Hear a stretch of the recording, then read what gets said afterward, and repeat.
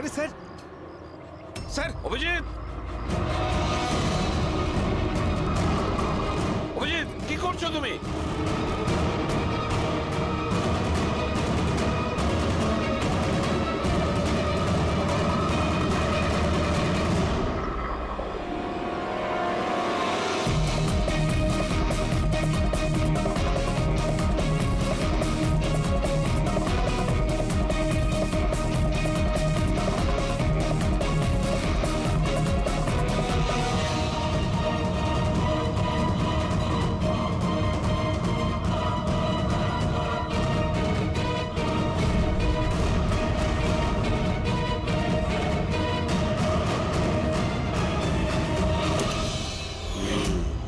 যেখানে ব্লাস্ট হয়েছিল সেই স্পটটা এই জানালার একদম নিচেই, আর এই জানালাটা স্টাফ রুমের একদম পাশে, আর জানালার ঠিক লাগোয়া হলো এই বেঞ্চ।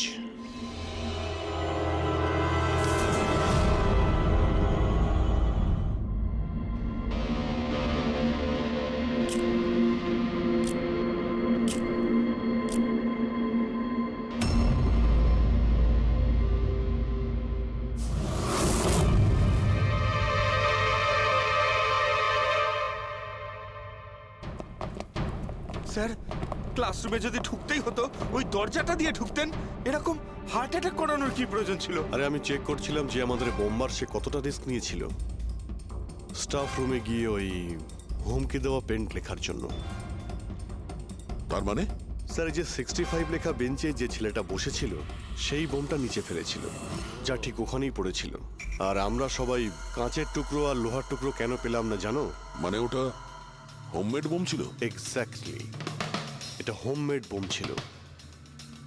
এই যে বাড়িতে ব্যবহার হয় না ব্লিচিং পাউডার ইত্যাদি, এগুলো দিয়েই বানানো হয়েছিল। সেই কারণেই ওই এভিডেন্স প্যাকেটে ব্লিচিং পাউডারের গন্ধ আসছিল। স্যার, এই ব্লিচিং পাউডার ওর ওই বেঞ্চেও লেগে রয়েছে। স্যার, তাহলে ওই বডিটা কার ছিল? শালুকে কঙ্কালটা ফরেন্সিক ল্যাবে নিয়ে গেছে, জানা যাবে সেটা কার। আচ্ছা রবিবাবু, স্টুডেন্টরা কোথায়? স্যার, সবাইকে বাড়ি পাঠিয়ে দিয়েছি। আর এই স্টুডেন্টটা কোথায়? টেবিল নাম্বার 65 যে বসেছিল? স্যার, নাম্বার 65 তো আরিয়ানের। স্যার, ও 1 নম্বরের দুষ্টু ছেলে। কলেজে সব প্রফেসরদের জ্বালিয়ে খেয়েছে, 1 নম্বর দুষ্টু।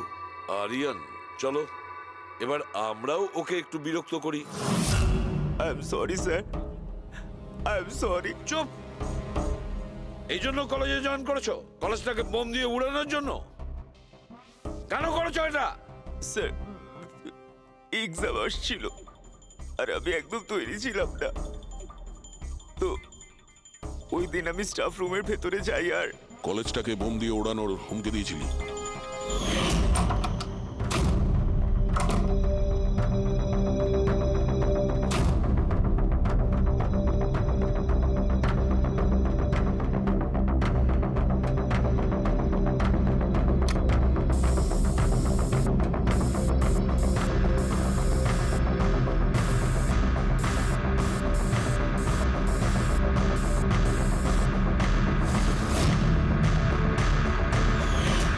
আমি ভেবেছিলাম যে এতে কলেজ ম্যানেজমেন্ট ভয় পেয়ে যাবে আর এক্সামকে পোস্টপোন করে দেবে, যাতে আমি আরেকটু সময় পেয়ে যাই তৈরি হতে। আচ্ছা, এইসব বোম টোম বানানো তুমি কোথা থেকে শিখেছো? স্যার, ইন্টারনেট থেকে শিখেছি। ওখানেই সব ইনফরমেশন পাওয়া যায়। স্যার, ওখান থেকে যে কেউ বোম বানানো শিখতে পারে। আমিও তাই করেছিলাম। আর এক্সামের দিন ক্লাসরুমে আমি এক্সাম শুরু হওয়ার আগে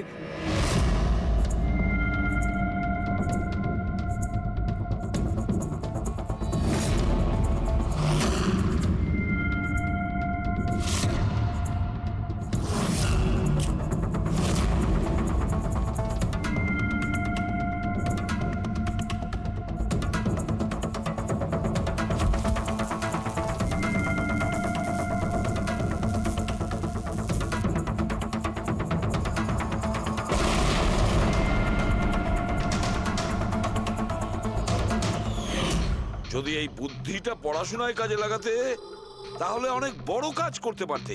স্যার, আমি এইসব এক্সামটা বন্ধ করতে করেছিলাম। স্যার, আমি কাউকে মারতে চাইনি। কিন্তু মেরেছো তো ঠিকই না? না বস, আরিয়ানের কারণে কারোর প্রাণ যায়নি।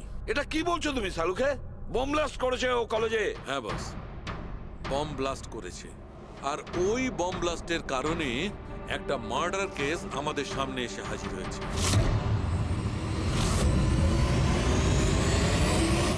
এটা কি বলছো তুমি সালুকে? বোম ব্লাস্ট করেছে ও কলেজে। হ্যাঁ বস, বম ব্লাস্ট করেছে। আর ওই বম ব্লাস্টের কারণে একটা মার্ডার কেস আমাদের সামনে এসে হাজির হয়েছে। বস, যেখানে আমরা ওই ব্লাস্ট সাইটের পাশে কঙ্কাল পেয়েছিলাম, ওই কঙ্কালটা আসলে 22 থেকে 24 বছর বয়সের একটা ছেলের লাশ, যার মৃত্যু আজ থেকে 2 বছর আগে হয়েছিল। কি 2 বছর আগে? এটা তো ভালোই হয়েছে, এর বমের কারণে ওখানে ব্লাস্ট হয়েছে আর লাশ বেরিয়ে এসেছে। নাহলে তো জানতেই পারতাম না একটা লাশ ওখানে পোঁতা রয়েছে। আর মৃত্যু হয়েছে কি করে? এটা বলা খুব কঠিন ব্যাপার বস। কোনো এভিডেন্স নেই, শুধু হাড়। আর ওই হাড়ের ওপর না কোনো বুলেটের চিহ্ন আছে, না কোনো ছুরির চিহ্ন আছে, কিচ্ছু নেই। কিন্তু আপনার গাট ফিলিং কি বলছেন? অভিজিৎ, এই ধরনের কেসে গার্ড ফিলিং কোনো কাজ করে না। যা কিছু হতে পারে বস। হতে পারে কি ওর গলা টিপে দিয়েছে, কি ওকে বিষ দিয়ে মেরেছে, অথবা এটাও হতে পারে যে কেউ ওকে জীবন্ত জমির মধ্যে পুঁতে দিয়েছে। কিন্তু বস, এত কিছু সত্ত্বেও একটা সাফল্য পাওয়া গেছে। কি? এই দেখো, এইটা।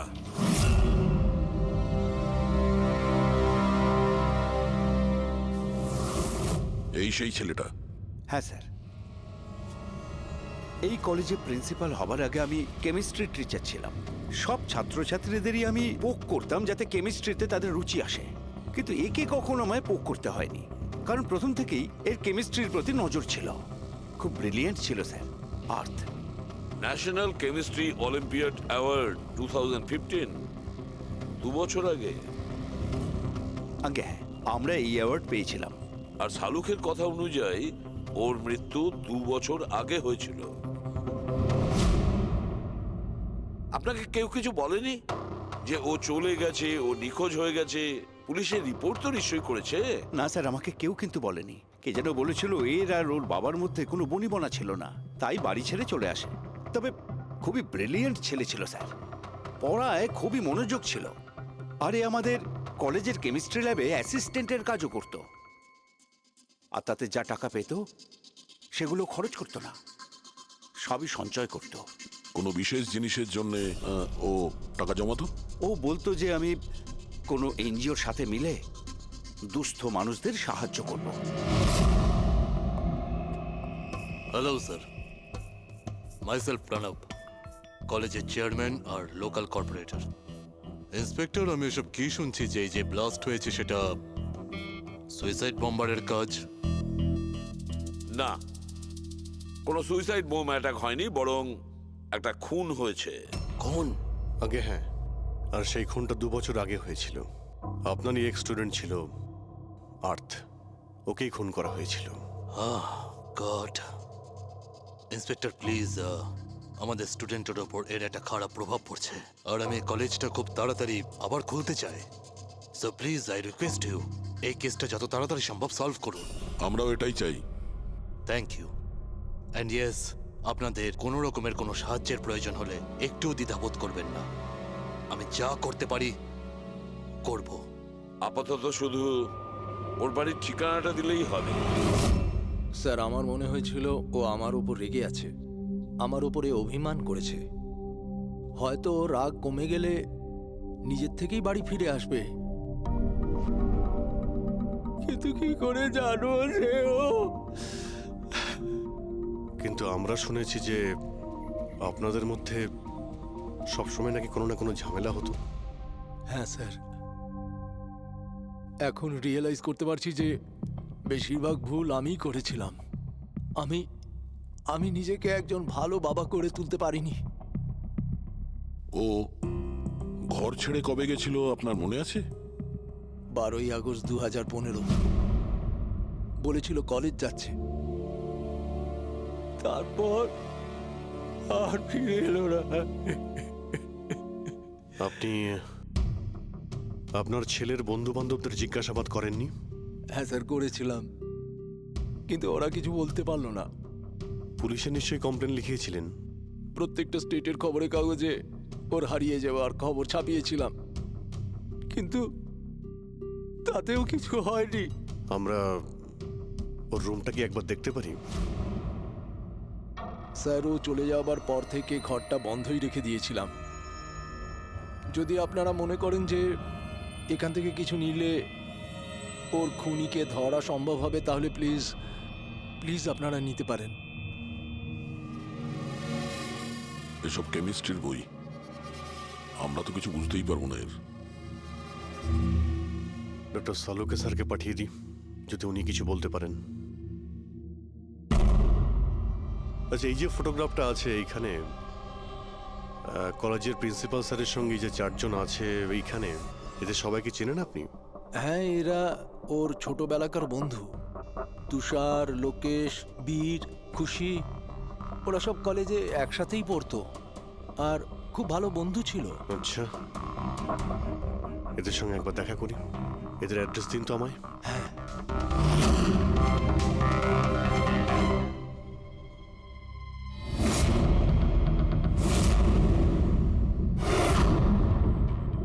বারোই আগস্ট 2015 কিছুদিন আগে। হ্যাঁ, আমি জানি 2 বছর আগের কথা আমি বলছি। তোমরা একটু ঠান্ডা মাথায় ভেবে দেখো, দেখো কিছু মনে পড়ে কিনা, কি হয়েছিল।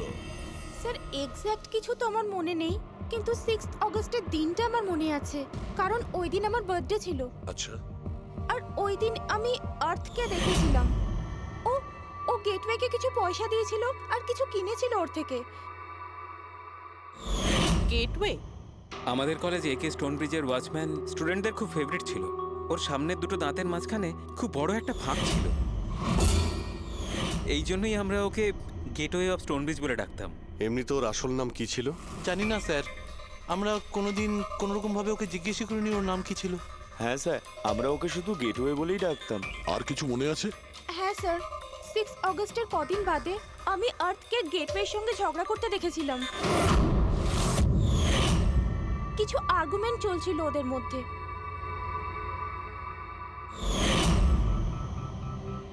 ঠিক আছে, তোমরা যেতে পারো। যদি দরকার পড়ে তোমাদের আবার ডাকবো।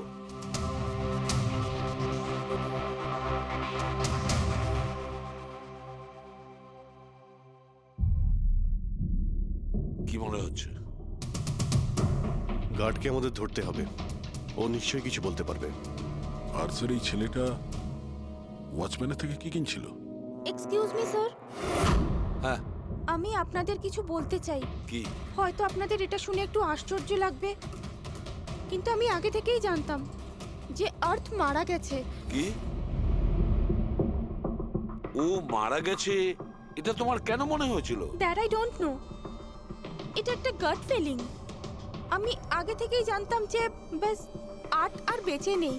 আর কি কারণ আপনার এই গাট ফিলিং এর? কারণ আছে স্যার, এই দেখুন ফ্রেন্ডস বুকে আর্থের প্রোফাইল, এই সমস্ত পিকচার্স আর পোস্টস। কিন্তু 12 অগস্টের পর ও যেটা পোস্ট করেছিল তাতে আমি কমেন্টস করেছিলাম, কিন্তু ও কোনো রিপ্লাই করেনি। রিপ্লাই দেয়নি মানে আপনি ধরে নিলেন যে ও মারা গেছে? আই নো ইটস ওয়ার্ড, কিন্তু আর্থ আমার সমস্ত কমেন্টে রিপ্লাই করতো, এমনকি ঘুমানোর আগেও গুড নাইট মেসেজ পাঠাতো। কিন্তু 12 অগস্টে আমি সেই মেসেজও পাইনি। নো অফেন্স, তোমায় একটা পার্সোনাল প্রশ্ন করব। তোমার আর ওর মধ্যে কি কোনো রিলেশনশিপ ছিল? না, এরকম তো কিছু ছিল না, কিন্তু আমাদের রিলেশনশিপ বন্ধুত্বের থেকে অনেক বেশি ছিল। তার মানে আপনার মনে হচ্ছিল যে 12ই আগস্টের পরে ওর প্রোফাইলে ওর সমস্ত ছবিগুলো অন্য কেউ দিচ্ছিল? হতে পারে। না না, এটা কিভাবে হয়? আমরা তো মোবাইল কোম্পানির সঙ্গে ক্রস চেকও করিয়েছি। ও কটা ছবি তুলেছে, কোথা থেকে তুলেছে, আর কিভাবে তুলেছে, কখন পাঠিয়েছে, সব ক্রস চেক করেছি আমরা। সব তো ঠিকই ছিল। এক্স্যাক্টলি, মোবাইল কিছুক্ষণের জন্য অন হতো, কিন্তু লোকেশন সেটাই ছিল যেখান থেকে ও ছবি পোস্ট করতো। আমি জানি যে আপনারা কি ভাবছেন, যে আমি এসব পাগলের মতো কি উল্টোপাল্টা বলছি, কিন্তু আমার মন জানে আর্থ কোথাও যায়নি। ইনফ্যাক্ট ও কলেজ থেকে বাইরেও যায়নি।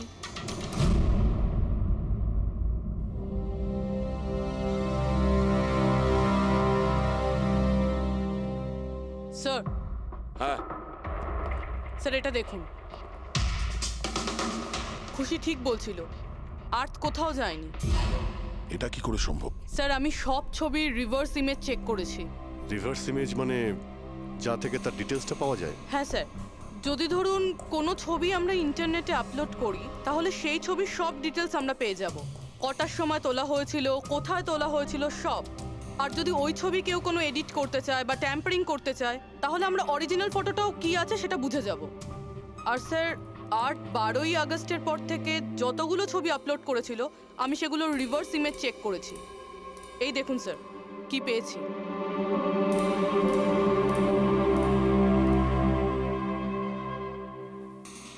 ছবি তো একই, সেম লোকেশন, সেম টাইম, শুধু ওর জায়গায় অন্য কেউ দাঁড়িয়ে আছে। কেউ এডিট করে এটাকে এর জায়গায় আর্থের চেহারা লাগিয়ে দিয়েছে। এক্স্যাক্টলি।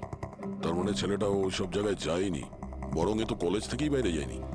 ওই বেচারা তো 12ই আগস্ট 2015 মারা গিয়েছে।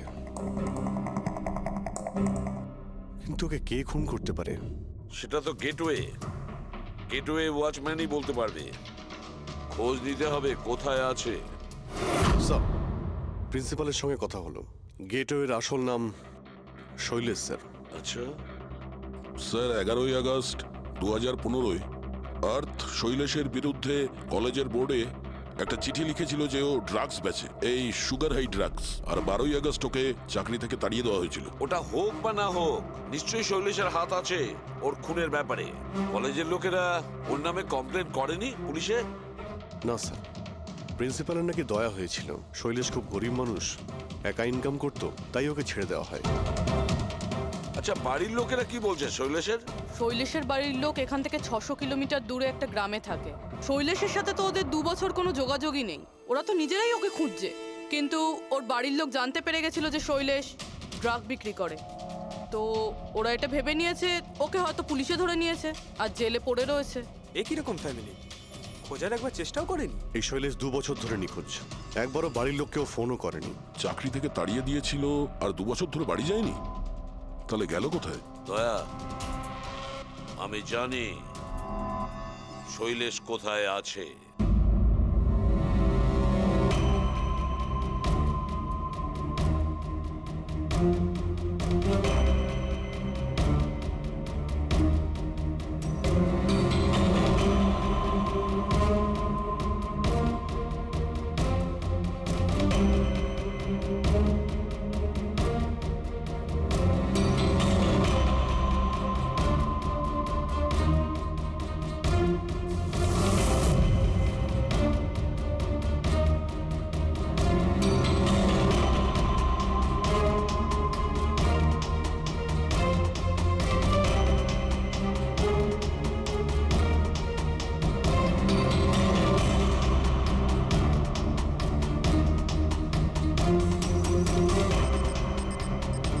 স্যার, স্যার স্যার পেয়ে গেছি। এই দেখুন।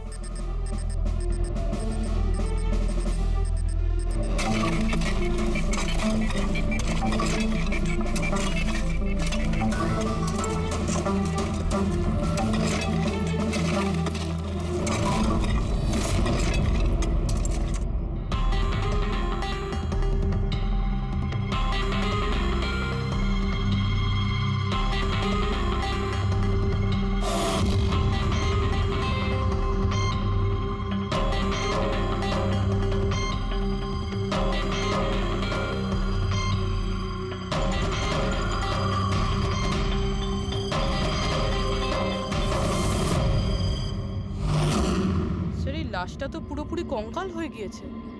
একে চিনতে পারবো কিভাবে? ডক্টর সালুখে আছে তো? এই লাশটাকে চেনার জন্য ডক্টর সালুখের কোনো প্রয়োজন নেই।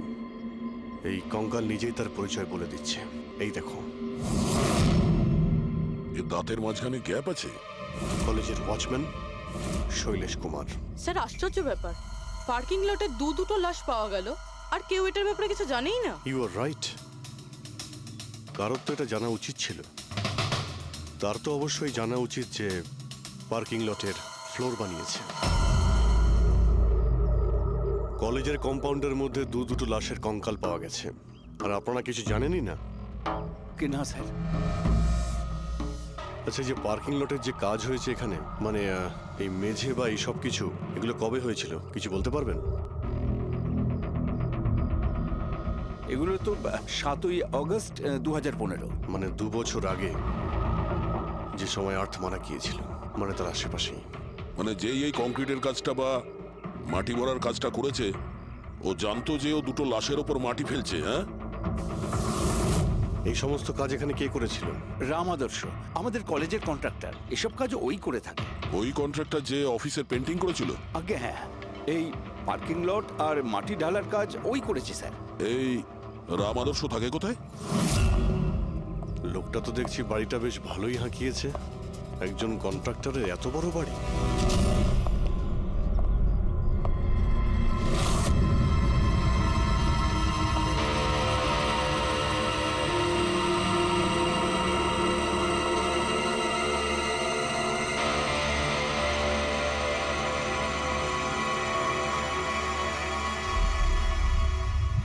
আচ্ছা দাদা, এটা কি করে হলো?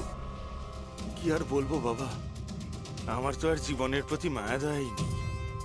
দেখো না, কালকেই কত হাসি ঠাট্টা করছিল মাদার, আর কালকেই হঠাৎ একটা অ্যাক্সিডেন্টে প্রাণ চলে গেল।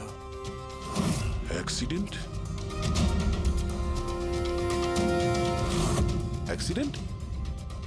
আগে আর্থ আর শৈলেশ মরেছিল, এখন এই রাম আদর্শ?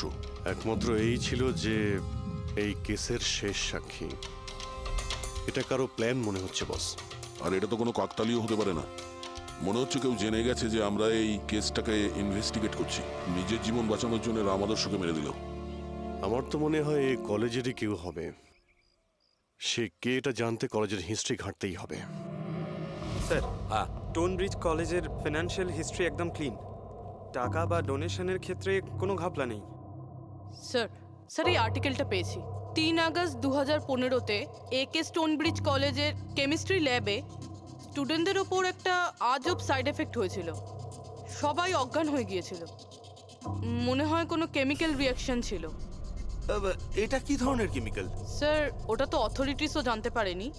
সবাই এটাই মেনে নিয়েছিল যে কোনো একটা স্টুডেন্ট হয়তো দুটো কেমিক্যালকে একসাথে মিলিয়ে ফেলেছিল। কেমিক্যাল রিঅ্যাকশনের এত স্ট্রং এফেক্ট যে সেটা পুরো ল্যাবে ছড়িয়ে পড়ে। হতে পারে অভিজিৎ, কিছু কিছু কেমিক্যালের খুব স্ট্রং রিয়াকশন হয়, যেমন হচ্ছে নেনথানাইট। বস, আমি ওর কেমিক্যাল জার্নাল দেখেছি, ওখানে একটা অদ্ভুত জিনিস দেখেছিলাম। 10ই আগস্ট 2015-তে ওর কেমিক্যাল জার্নালে একটা বিশেষ কথা লিখেছিল। কি? আর্থ কেমিক্যাল ল্যাবে সুগার হাই ড্রাগের টেস্টিং করে ওর কেমিক্যাল ফর্মুলা বের করে লিখেছিল সুগার হাই, যাকে কেমিক্যাল ভাষাতে নেনথানাইনও বলে।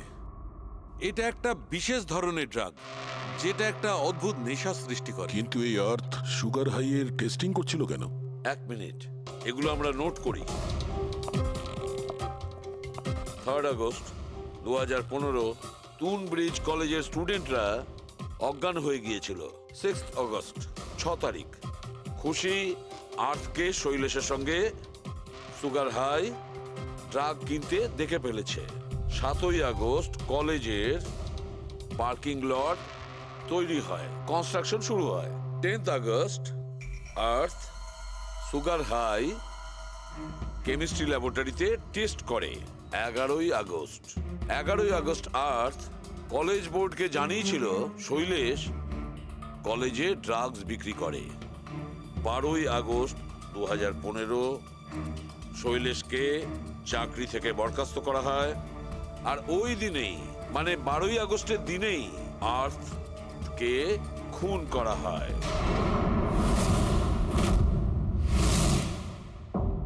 হয়ে গেছে? কি বুঝতে পারলে? স্যার, এতে পুরো গল্পটাই বোঝা যাচ্ছে। এমন কেউ ছিল যে কেমিস্ট্রি ল্যাবেই সুগার হাই ড্রাগস বানাতো। তোমার এরকম কেন মনে হচ্ছে? তাহলে আন্দাজে বলছি না, কনফার্ম কলেজের মধ্যে কেউ তো একজন ছিল যে সুগার হাই ড্রাগস বানাতো। আর সেটাও রাতে, যখন কেউ থাকতো না। আর তার সঙ্গতে ছিল কলেজের ওয়াচম্যান শৈলেশ। আর সেই ড্রাগসই শৈলেশ কলেজের স্টুডেন্টদের বেচতো। সেই কারণে 3 তারিখে স্টুডেন্টস ল্যাবে অজ্ঞান হয়ে গেছিল স্যার। তার আগের রাতে ড্রাগস বানানোর পরে ওরা ওই জিনিসপত্রগুলো ঠিকমতো পরিষ্কার করেনি, সেই কারণেই হয়তো একটা স্ট্রং কেমিক্যাল রিয়াকশন হয়েছিল। এবারে বুঝতে পেরেছো? সেটা তো বুঝলাম, কিন্তু ভাই আমাকে একটা কথা বলো, আর্থের সন্দেহ কেন হয়েছিল? কারণ স্যার ও ল্যাবে অ্যাসিস্ট্যান্টের কাজ করত। ও হয়তো দেখেছে স্টোর রুম থেকে কেমিক্যাল আর জিনিসপত্র সরে যাচ্ছে, তখন ওর সন্দেহ হয়। আর যখন এই কেমিক্যাল রিয়াকশনটা হলো, আর তখন ওর বিশ্বাস হয়ে গেল কেউ ল্যাবের ব্যবহার করছে ড্রাগ বানানোর জন্য।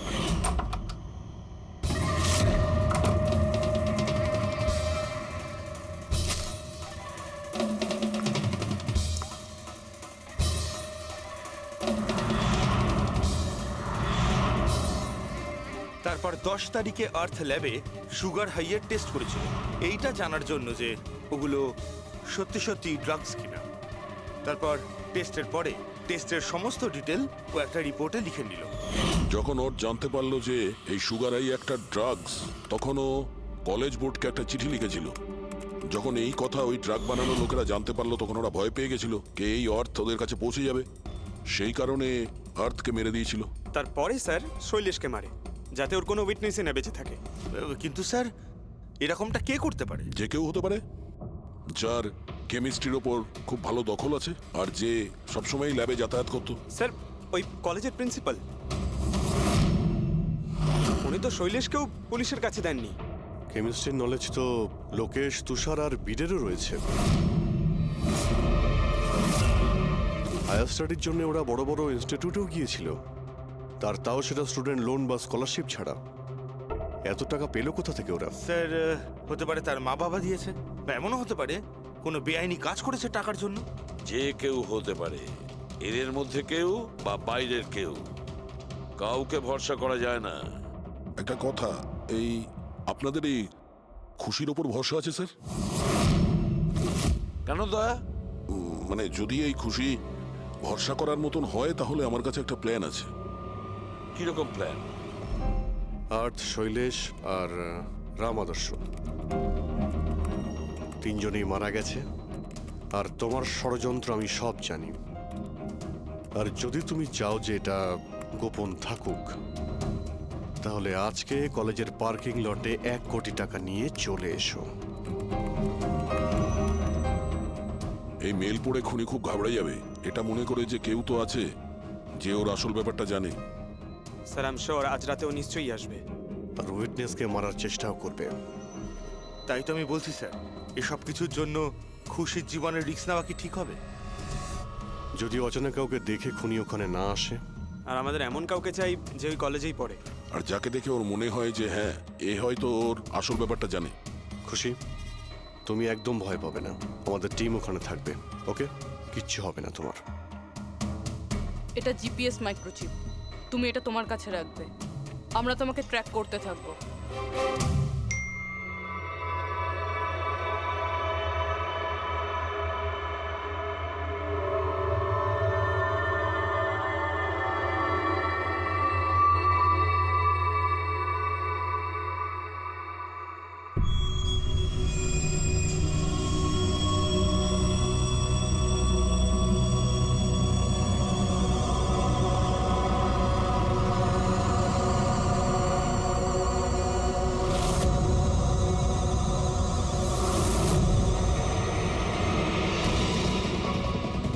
স্যার, আপনারা কাউকে দেখতে পেলেন কি? না, এখনো পর্যন্ত না। ঘাবড়িও না, তুমি শুধু অ্যালার্ট থেকো ব্যাস। তুমি একদম ভয় পাবে না, আমরা তোমার আশেপাশেই আছি, বুঝেছো? ওকে ওকে স্যার।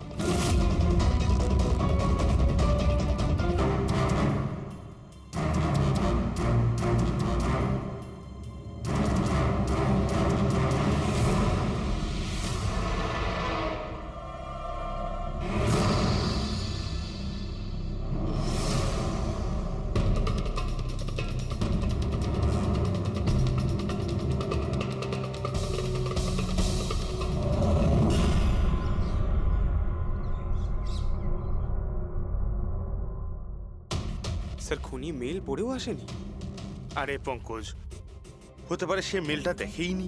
বা এটা হতে পারে যাদের আমরা মেল করেছিলাম এদের মধ্যে কেউ খুনি নয়। খুশি, তুমি অনেকটা টায়ার্ড হয়ে গেছো, যাও তুমি ঘরে গিয়ে rest now. And thanks for everything.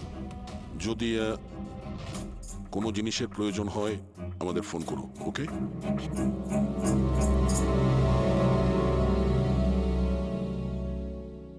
ভাই এরকম হতেই পারে না যে ওরা মেল পাওয়ার পরে ওখানে চেক করতে আসবে না। রবি, লোকেশনটা ভালো করে চেক করো, যেখানে খুশি ছিল তার আশপাশে আর কে কে ছিল। এই রাম আদর্শের ডিটেলসও চেক করতে হবে। এত বড় লোক কি করে হলো? খুনিকে ব্ল্যাকমেল করছে হয়তো। ব্ল্যাকমেল যদি করেই থাকে তো ওর টাকা কোথা থেকে আসতো? ফ্রেডি, ওর অ্যাকাউন্টটা ভালো করে চেক করো, দেখো ওর কাছে টাকা কোথা থেকে আসতো। স্যার পেয়ে গেছি। কাল রাতে তুষার, লোকেশ আর বীরের লোকেশন কলেজের আশেপাশেই ছিল। মানে এরা তিনজন মিলে ড্রাগস বানাচ্ছিল? এদের সবার ডিটেলসটা বের করো পঙ্কজ। কিন্তু স্যার এরা যদি ওখানেই থেকে থাকে তাহলে পার্কিং লটে এলো না কেন? দেখতে এসেছিল হয়তো যে ওদের ব্ল্যাকমেল কে করছে।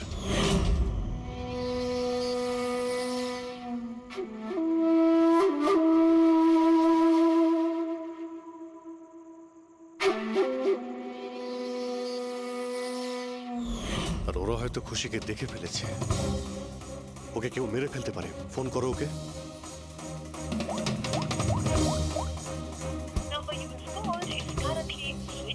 সুইচ অফ আসছে। Switched off? স্যার এই তো 2 মিনিট আগেও ফেসবুকে একটা স্ট্যাটাস আপডেট করলো, need a break, going on holiday. তাহলে ফোনটা সুইচ অফ হলো কি করে? আচ্ছা, খুশির কিছু ওই ওই চিপ যেটা আমরা দিয়েছিলাম সেটা হয়তো ওর কাছেই আছে। ওর লোকেশন ট্র্যাক করো, কোথায় আছে। স্যার, এই রাম আদর্শর রাম কাহিনী আমার মাথায় ঢুকে গেছে। 2রা আগস্ট 2015-র পরে ও একটার পর একটা বড় বড় গভর্নমেন্ট প্রজেক্ট পেতে থাকে এবং তার ফলেই ও আজকে এত বড় লোক। আর এই সমস্ত প্রজেক্ট দিয়েছিল একটাই লোক, প্রণব, কলেজের চেয়ারম্যান। স্যার, একটা শকিং নিউজ আছে। প্রণব তুষারের আঙ্কেল। মাই গড, এর মানে হলো তুষার আর তার বন্ধুরা এই কলেজে ড্রাগ বানাচ্ছে আর প্রণবোদের প্রশ্রয় দিচ্ছে। আর এখন ওরা খুশিকে মারতে চাইছে। স্যার, স্যার খুশির লোকেশন খুঁজে পেয়েছি।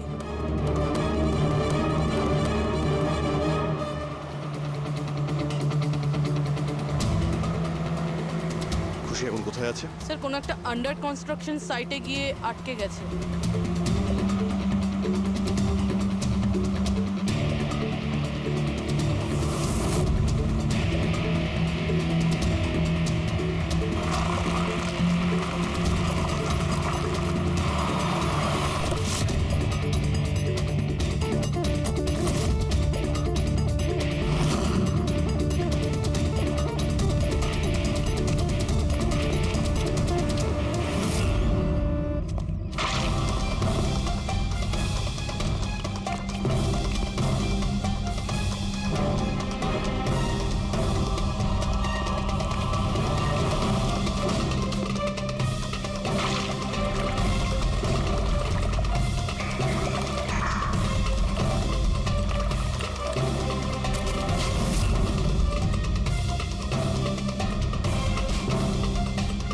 একদম টাটকা সিমেন্ট।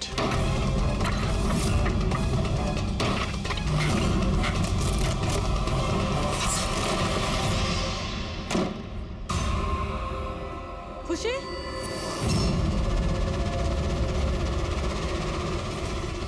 খুশি? খুশি? স্যার, স্যার এ বেঁচে আছে।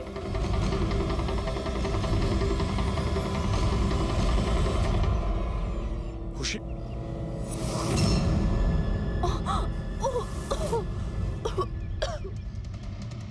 ওরা হয়তো বেশি দূর যেতে পারেনি। ওদের ফটো সমস্ত পুলিশ স্টেশনে পাঠিয়ে দাও, ধরা পড়ে যাবে। 3টেকে তো পরে দেখবো, আগে ওই লোকটার ঘাড় ধরি যার হাত এদের মাথার উপরে আছে। প্রণব। ঠিক আছে।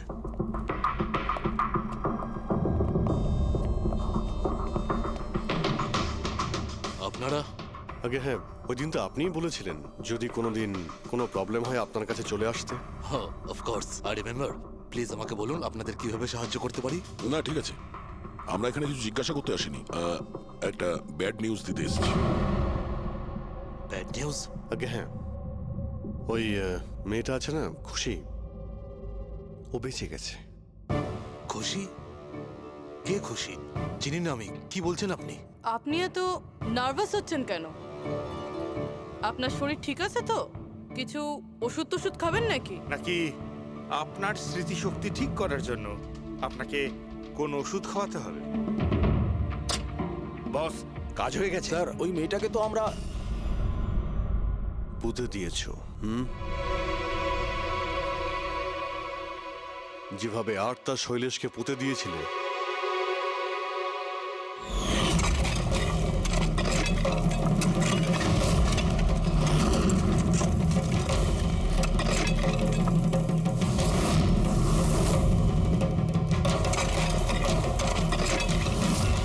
অন্তত ওই জুতোর থেকে ওই সিমেন্টগুলো তো পরিষ্কার করে নিতে, যার নিচে ওই মেয়েটাকে কবর দিয়েছো। হ্যাঁ, আর ওকে আমরা বাঁচিয়েও নিয়েছি। বলুন প্রণববাবু, কিছু বলবেন আপনি? আমি অনেক টাকা কামাতে চেয়েছিলাম, আর তার জন্য সব থেকে সহজ উপায় ছিল ড্রাগস। আর আজকালকার ছেলে মেয়েদের এই নেশা করতে বেশি সময় লাগে না। আর তারপর আমি ড্রাগস বাইরে থেকে নিয়ে এসে আমার স্টুডেন্টদের বিক্রি করতে চাইনি। এই জন্য আপনি নিজেই ড্রাগস বানানো শুরু করে দিলেন এই কলেজের ল্যাবে। আর ওগুলো বিক্রি করার দায়িত্ব দিয়ে দিলে ওয়াচম্যান শৈলেশকে। আর আর্থ যখন তোমার সত্যিটা জানতে পেরে যায়, তখন তুমি ওকে মেরে ফেলো। আর শৈলেশকেও মেরে দিয়েছেন যাতে কোনো উইটনেস না থাকে। হ্যাঁ, তোমার কি মনে হলো আর্থের ফোনটাকে এখানে ওখানে পাঠিয়ে দিলেই পুলিশ বোকা বনে যাবে? হ্যাঁ, তোমাদের মধ্যে সেই মহান ব্যক্তিটি কে, যে আর্থের মোবাইল নিয়ে ভারত ভ্রমণ করতে বেরিয়েছিল? ও, সেটা তুমি ছিলে? হ্যাঁ, সোশ্যাল মিডিয়াতে ফটো আপলোড করার খুব শখ না তোমার? অনেক শহর তুমি ঘুরেছ, কিন্তু আসামি যতই ঘুরুক শেষে তাকে একটাই জায়গায় আসতে হয়, জেল। তোমরা তিনজন সেখানেই যাবে। আর খুব তাড়াতাড়ি তোমার ভাইপো তুষার আর তার দুজন সঙ্গী লোকেশ আর বীর, ওরা ওখানে চলে আসবে। হ্যাঁ,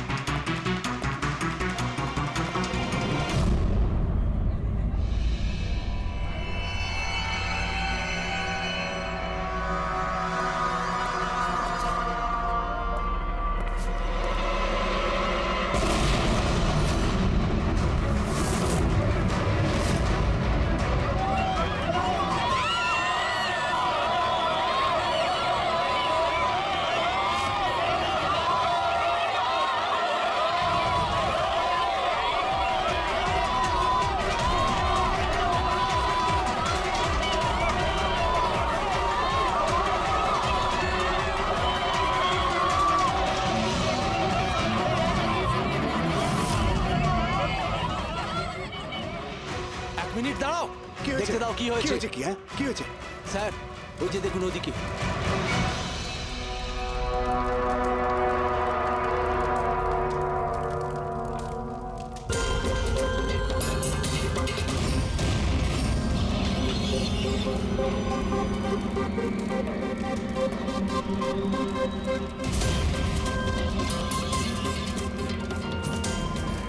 ওই দেখুন স্যার। তার মানে হলো যে ও হুমকিটা সত্যি, সেটা কোনো ইয়ার্কি নয়। কিন্তু এ কে? মনে হয় এ সুইসাইড বম্বার। সিআইডিকে ফোন করো।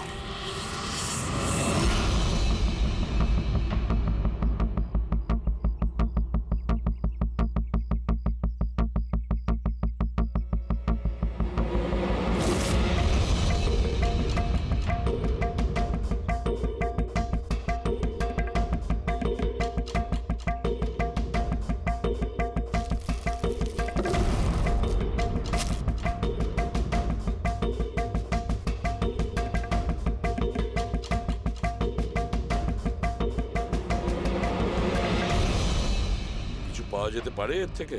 পাওয়ার মতো কিছু নেই বস বডিতে। বডি ডিকম্পোজ হয়ে গেছে, পচে গেছে। তাহলে তো চেনা খুব মুশকিল। না, চেষ্টা করব। সবার আগে এই হাড়ের ওপর যে মাংসর টুকরো আছে, টিস্যুত আছে, এগুলোকে সরিয়ে হাড়টাকে একদম পরিষ্কার করে দেখি। ঠিক আছে। আইডেন্টিফিকেশনের কোনো চান্স আছে? চেষ্টা করবো দা। আপাতত আমি লাশটাকে ল্যাবে নিয়ে যাচ্ছি। স্যার, সবাই খুব শকে আছে। কলেজের প্রিন্সিপাল বলছিল কিছুদিন আগে কলেজে হুমকি এসেছিল। কি? Bomb threat sir. কেউ স্টাফ রুমের দেওয়ালে লিখে দিয়েছিল যে এই কলেজটা বন্ধ করো, না হলে এখানে ব্লাস্ট হবে। পুরো কলেজটাকে উড়িয়ে দেওয়ার হুমকি, আর এত ছোট একটা ব্লাস্ট। হয়তো ওর হুমকির একটা ছোট ডেমো। কিন্তু এটা কি ধরনের বোম? সাধারণত যেখানে ব্লাস্ট হয় সেখানে লোহার গুঁড়ো পাবে, কাঁচের গুঁড়ো পাবে, পেরেক পাবে, ধারালো সব জিনিস পাবে। তার কারণ হলো যতটা সম্ভব ক্ষতি করা। ফ্রেডি, একবার দেখাও তো।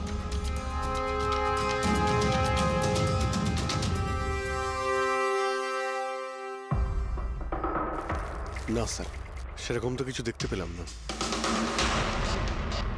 আচ্ছা প্রিন্সিপাল সাহেব, আপনাদের স্টাফ রুমটা কোথায়? সেকেন্ড ফ্লোর, আসুন। চলো। রবিবাবু, আপনি যে বলেছিলেন যে দেওয়ালে কেউ কালি দিয়ে লিখেছিল, সেটা কোথায়? সেগুলো তো আমি মোবাইলে, এই দেখুন স্যার।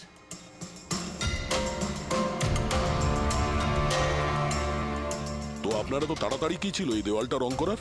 সমস্ত স্টাফেরা খুব ঘাবড়ে গিয়েছিল, সবাই চিন্তা করছিল, আর কলেজের পরিবেশ খারাপ হচ্ছিল। তার উপর এক্সামিনের সময় এসে গেছিল, সেই জন্যই আমি মুছে দিয়েছি। কিন্তু এই পেনটা কে করেছে? ওই তো আমাদের রাম আদর্শ, আমাদের কলেজের কন্ট্রাক্টর, ওই করেছে রং। আমি ভাবলাম যে যদি এই লেখাগুলো মুছে দিই, সবাই কাজে মন দিতে পারবে। আপনি যখন এই হুমকির কথা জানলেন তখন পুলিশে গিয়ে কমপ্লেন করেননি কেন? স্যার, করেছিলাম, পুলিশ এসেও ছিল। ওনারা অনেক জিজ্ঞাসাবাদ করলেন, তারপর ওনারা বলে দিলেন হয়তো কেউ এটা দুষ্টুমি করেছে, তারপর চলে গেলেন। আপনাদের কলেজের করিডোরে সিসিটিভি ক্যামেরা লাগানো আছে না? তো চলুন আমরা গিয়ে দেখি ভিডিও ফুটেজটা, জানা যাবে কে এসেছিল ভেতরে। আমরা ফুটেজ দেখেছি স্যার। কি দেখেছেন? যত লোক বাইরে থেকে ভেতরে এসেছিল আর গিয়েছিল, তারা হয় প্রফেসর বা স্টাফেরা, বাইরের তো কোনো লোকই আসে। কারো যদি হুমকি দেওয়ারই হয় তো সে স্টাফ রুমে কেন লিখতে যাবে? আপনার রুমেও লিখতে পারতো, বা কলেজের যে মেন গেট রয়েছে সেখানেও সে লিখতে পারতো। এখানেই কেন লিখলো? দেখুন রবিবাবু, কেউ না কেউ তো ভেতরে এসেছিল।